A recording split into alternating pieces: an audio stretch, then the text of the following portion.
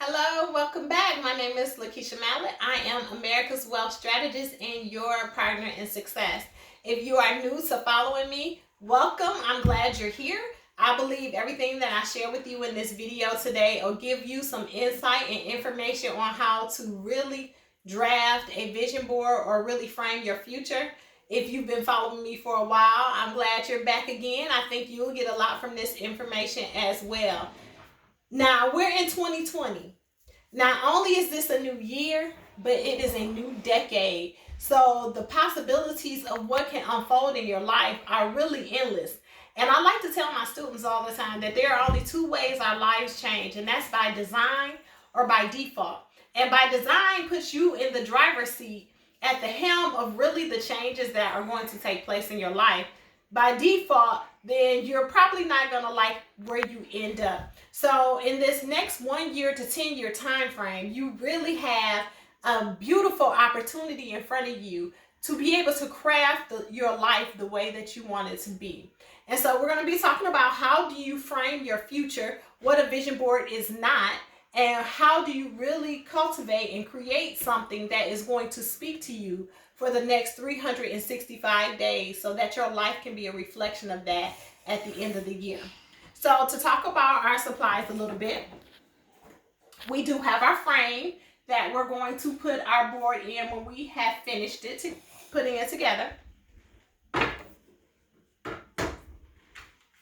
We have our board. So we're going to put our pictures, our words of affirmation, and things that we find that speak to us on that board. Then I have my label maker, which I love. I use very often. We have our scissors, our tape, some Elmer's glue, of course our magazines, and then I love fun things, cute things, so I have some stickers and decals here that I'll use to put on my board as well. So when we talk about framing our future, or even if you want to call it a vision board is not just pretty words and pictures on a board that you look at that doesn't resonate with you. If you're in a studio apartment, maybe your goal isn't to go to live in a mansion this time next year. So you may see a big, beautiful home in the magazines, but if your heart is not really connected to that, if you really don't have a true desire for that, then that is going to be a goal that you won't obtain in the next 365 days because you don't have any emotion attached to it. So emotion without devotion will lead you and leave you void. So we're going to talk about the key areas that I help my clients use to really frame their future. And so we start that by starting with fitness. The F is for fitness. What are your fitness goals? Do you have any health or body goals that you're trying to reach in the next 365 days? What about your family? The second one is family. Do you want to build a better relationship with your parents? Do you want to start a family? Do you want to get married or find a loving, significant other? Third is financial. There are three numbers that most people never decide in their entire lives, and that is one, how much they will earn, two, how much they would save, and three, how much they would invest. Most people have those numbers dictated to them. They never proactively decide on what those numbers are. Then we have for me. What are you going to do that is just for you? A lot of times we set goals and achievements that we want to accomplish so for the benefit of other people. But what do you want to do just for you? So our last category is fun. So what do you want to do for fun? Faith, family. Oh, and then I didn't say our faith. Our last category is actually faith. What are your faith goals? Maybe you want to be more focused and dedicated to your specific religion. Maybe you want to pray and meditate a little more. What are your faith goals? So those are the categories that we're going to use that are going to serve as our roadmap, if you will, to how we will connect with the pictures that we see, the words that we see, and what we put on our board as we begin to frame our future. So now we have my completed board. So we're going to talk about my board for 2020 as it relates to the categories that we talked about. So we have I'll start with faith, from my faith.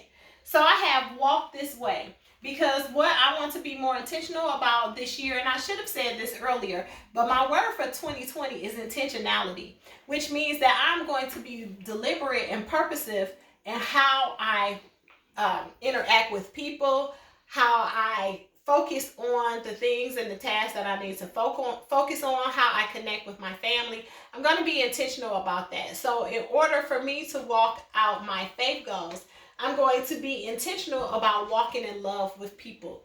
Maybe those who I don't see as lovable, maybe those who are extremely lovable, but from a faith perspective, I'm going to cultivate the fruit of love in my life. So walk this way represents that. So from a family goal, my family and I, we are avid travelers. We love to travel and explore and see the world. So one of our goals this year is to travel and to be able to see. I have my little one in here today. Travel and give our children experiences and create memories with them that will last them a lifetime. So that is family. That is faith. Then from a financial perspective, I have my 3 numbers here. I want to earn $100,000 in my business. My husband and I want to start investing in real estate, and then I want to be able to save a percentage of my income. Those are my financial goals. My fitness goal is to build a strong, lean body. I want to be healthy in mind, body, soul, my well-being. I want to be happy. That is what I want to do. And I want to be living proof that you can do it. I also want to cultivate a good relationship and bond with my daughters. I have 3 beautiful little girls. So this says the love between a mother and daughter is forever. And I believe that to be true. So I also want to cultivate, for me, I want to learn and become a better swimmer. So I want to become better at swimming. I would love to move into a place that has a pool so that I can swim more often.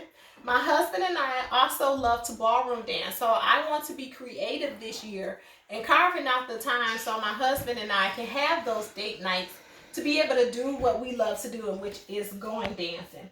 Then something else that is near and dear to me, I want to be a little more well-dressed. I want to take more pride in my appearance. Then I believe if you can imagine it, you can build it and profit from your passion.